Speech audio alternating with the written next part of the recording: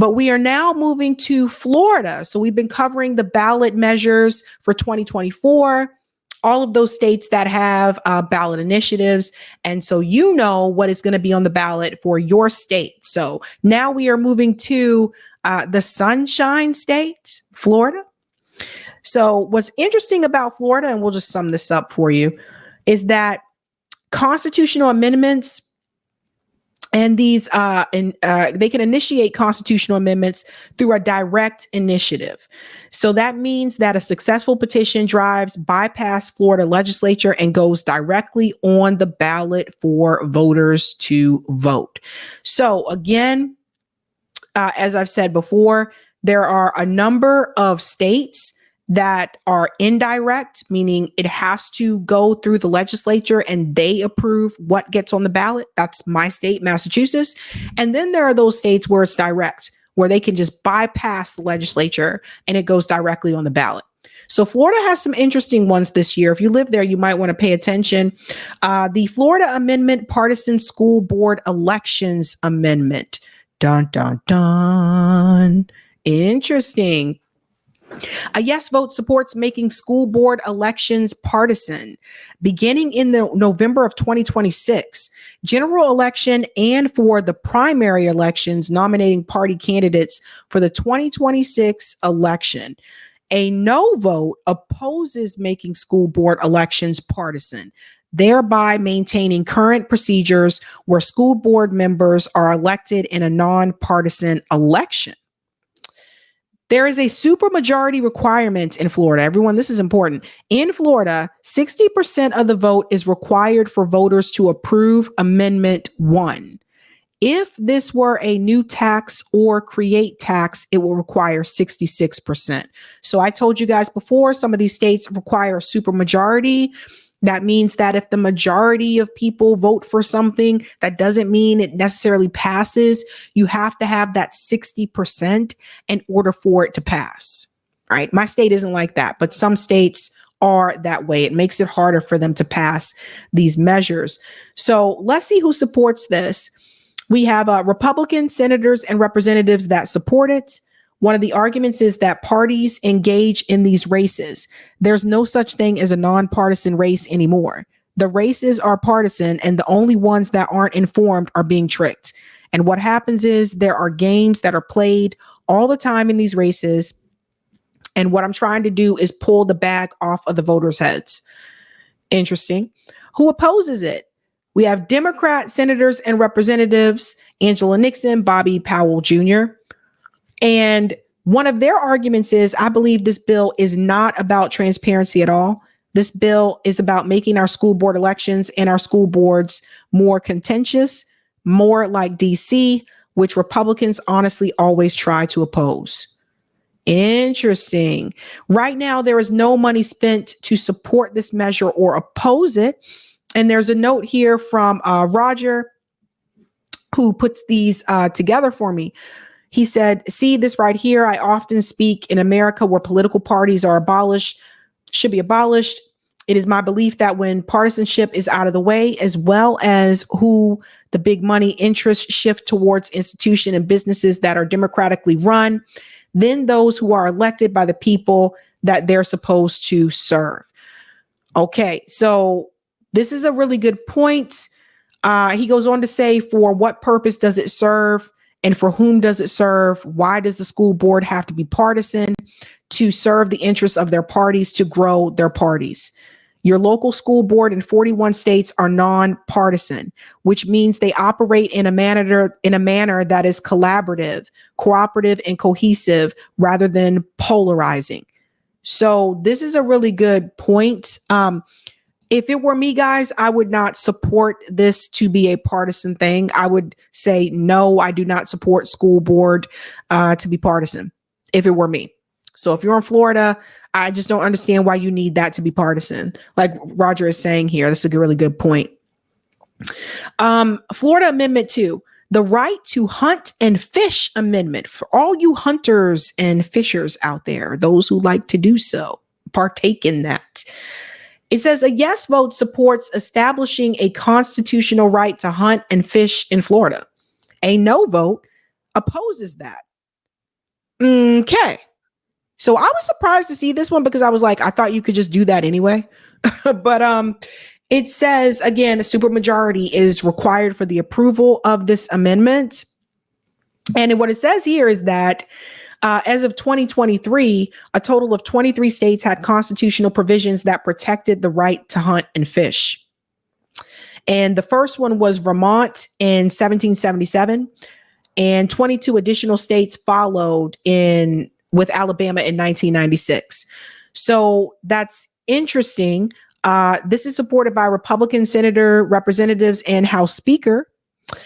Some of the organizations: All for Florida, America Sport Fishing Association, and Bonefish and Tarpon Trust, to name a few. We're not going to go through all of those. You can see that for yourself.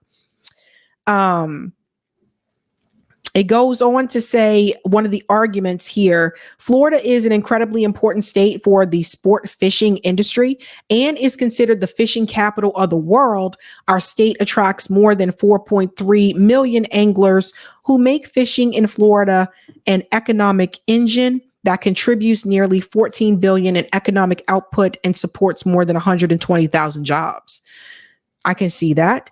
The opposition to this is Humane Wildlife Consulting of South Florida. That's one of the corporations that opposes it. One of the organizations are the American Ecosystem and Bear Defenders. I love that name. I kind of like that. Bear Defenders. Oh, man. Then it goes on to say, one of the arguments here from the Wildlife Consulting, they say that we are in the midst of a global extinction crisis and a climate crisis. Our wildlife need a break from the carnage. We should be accelerating measures to alleviate the harm being done and mitigate the damage. So they are opposing it due to extinction, and there is zero money spent to support this measure, and there's 5,725 spent to oppose it. And remember what I've said before about the money. Oftentimes, whichever option here has the most money that's spent, that's usually the way that it goes for the vote. So just something to keep in mind. Not always, but usually.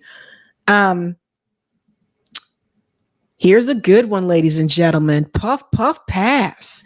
Florida Amendment 3, Marijuana Legalization Initiative. What is up, fam? I just want to give a shout out to Colorado, because Colorado, you guys were the ones, I think, that really started this path. And then it made its way to us in Massachusetts, and we voted on it and we legalized, marijuana here in Massachusetts. And it's just, more states are popping up, and now it seems like it's an option in Florida. This is a measure that I have seen has bipartisan support. I know Republicans that approve of this. I know Democrats that approve of this. At the end of the day, I think both parties like to puff, puff, pass. All right. Marijuana Legalization Initiative. Here we go. Bum, bum, bum, bum. A yes vote supports legalizing marijuana for adults 21 years old and older, and allowing individuals to possess up to 3 ounces of marijuana. Oh, snap. Samantha said, I'm voting yes on this. There it is.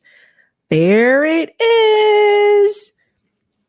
Again, supermajority vote required. You need 60% to approve this one, guys. So again, make sure you get out there and vote. This is why I tell people don't stay home, especially if you live in a ballot initiative state. Who supports this? There is a corporation called True Leave that supports it. Also, interesting. Howard Bellamy, musical artist, David Bellamy, musical artist, and John Morgan, who's a lawyer. One of the arguments here, I want to read the one from the Bellamy brothers, actually. As we travel the country, we see the benefits of adult use, and as Florida residents, we love the Freedom State moniker and believe that Florida needs to join the millions of Americans who are adults are free to use cannabis without fear of being incarcerated. Well, hell yeah. How else can you say it? Are we doing opposition first? Yeah. Who opposes this? Guess what, ladies and gentlemen? Your whack ass governor, Ron DeSantis. and Florida Attorney General Ashley B. Moody, and the Republican Party of Florida. Corporations, My Florida Green. Organizations, Drug Free America Foundation and Florida Chamber of Commerce. So Ron DeSantis is heavily against this, right? So let's see one of the arguments here. I just want to make sure I see if he gave more. Let me tell you what he said.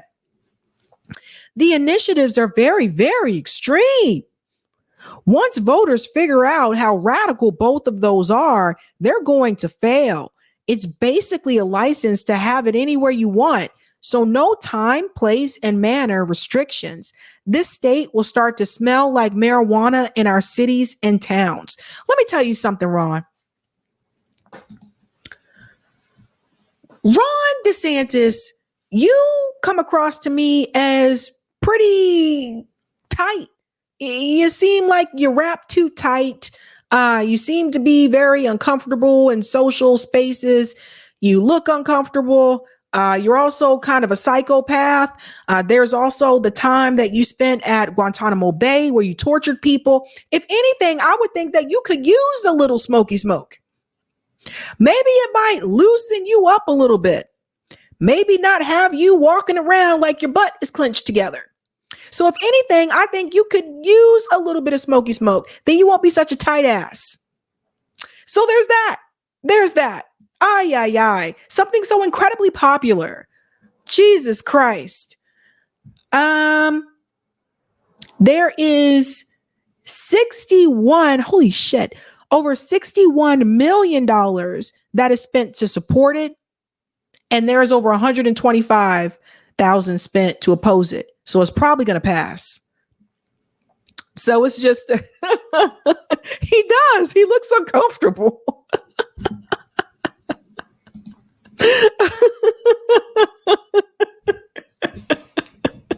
Puff, puff, pass. I'm sorry. It's true. I've never seen someone rap that tight before. Okay. So let's move on to the next one. A point that Roger made here is that if it gets ratified into Florida Constitution, they're going to have to make a public bank so that local community banks and credit unions can partner with the local statewide bank to take in deposits. You just can't have all that cash on hand. Yeah. Here's another big one in Florida, Amendment 4, Right to Abortion Initiative. So like I said, Florida has some pretty big ones this year. A yes vote supports establishing a constitutional right to abortion before fetal viability. A no vote opposes establishing a constitutional right to abortion before fetal liability. Again, 60% majority is needed. The supporters of this measure are Democrats. Of course, Joe Biden supports this. Frederica Wilson, Lauren Book, Jason Pizzo, unions, SEIO, excuse me, I almost said SEIOU, SEIU 1199 Florida supports this. Organizations, ACLU of Florida and Florida Rising, to name a few, the League of Women Voters. And one of the arguments here, this is actually from, let's get the argument from the Senate Minority Leader, Lauren. The fight for freedom has never been more critical. Despite the fact that abortion is no longer a partisan issue for Americans, elected Republicans across the U.S. are working to take away access to women's health care. We must not back down. And who is opposed? Of course, Ron DeSantis and Ashley B. Moody, the Republican Party of Florida, the Florida Conference of Catholic Bishops, Florida Family Policy Council, Florida Right to Life. Is interesting because they used to perform abortions at Catholic churches way, way back in the day. One of the arguments here is that the sponsors of this extreme amendment want to legalize abortion up until the moment of birth and to repeal all limitations and regulations on abortion, even safety regulations that protect women, because they want to make Florida the home of late-term abortions in the Southeast. So you see how exaggerated that is? It's just, I don't. Okay, so there is over $32.2 million that is spent to support it, over $519,000 spent to oppose it. So another interesting one where I said, like, again, more money spent to pass. And then we have another homestead one. Florida Amendment 5, annual inflation adjustment for homestead property tax exemption value amendment. Values. All right. A yes vote supports an annual inflation adjustment to the amount of assessed value that is exempt from property taxation. Here we go with property taxes again. Who supports this? Republicans, James Buchanan, to name a few. I forgot that guy was still around. And of course, the Florida League of Cities. There's no money spent to support or oppose that. So this was interesting. Florida Amendment 6, repeal of public financing for statewide campaigns amendment. Well. A yes vote supports repealing the state constitutional provision that provides for public financing of campaigns for those running for elective statewide office who agree to campaign spending limits. Now, who is supporting this? State Senator Travis Hudson. Here's the argument here. We're putting it to the voters to make the decision on whether we should spend general revenue funds helping candidates run for office or on other means that could help our constituents. I think it's absurd that anybody would be able to use taxpayer dollars for the purposes of campaigning. So those dollars we could spend on things like education, healthcare, water projects, beach restoration, all that stuff. Who opposes this? Democrats, Tina Polsky and Anna Escamani. The intention is if you're running against an incumbent or someone of greater means, that you can leverage your small dollar support and maximize that by receiving public funds. Public money levels the political playing field. Interesting. There is no money spent to support or oppose it. And a note here from Roger, repeal of a public financing of elections amendment that was ratified into Florida Constitution. This repeal is a legislative referred constitutional amendment, meaning it was put forth on by the legislature. Of course, they want to go back of being corrupt and not have to be challenged by the grassroots. Floridians, please reject this amendment. Don't let this sneak right under your nose and slide by. Guys, you see, this is why I tell you, don't stay home. This one's a big one. So if you're in Florida, please make sure you vote no on Amendment 6. Because that's what they're trying to do. They're trying to punish the grassroots. So let's not let that happen, okay?